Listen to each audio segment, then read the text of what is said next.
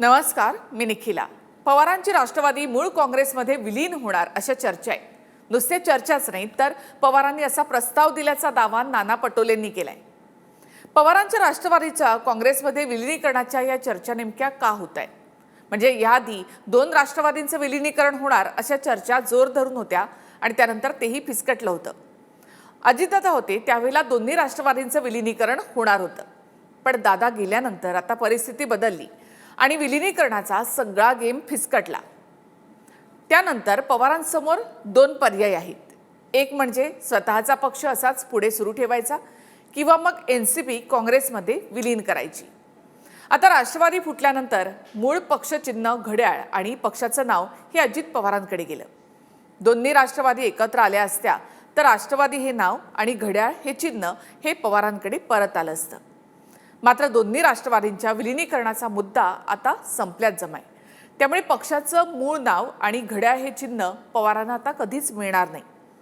सध्याची एकूणच बदलती राजकीय परिस्थिती पाहता पवारांसमोर योग्य पर्याय हा आहे की काँग्रेसमध्ये विलीन होणं.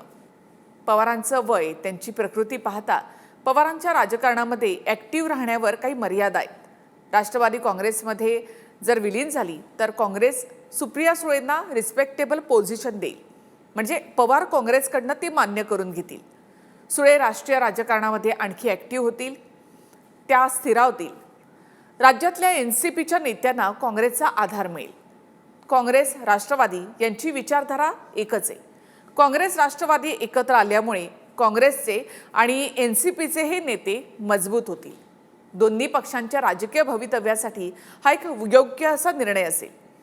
या सगळ्या गोष्टींचा विचार करूनच पवारांनी दूरदृष्टीनं हा निर्णय घेतला असावा.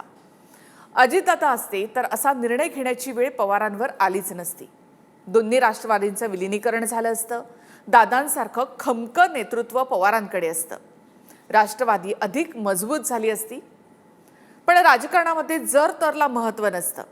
अस्तित्वाच्या लढाईमध्ये असे निर्णय घ्यावे लागतात. बघूयात 15 ऑगस्टपर्यंत एनसीपी काँग्रेस यांचं विलीनीकरण होतं का?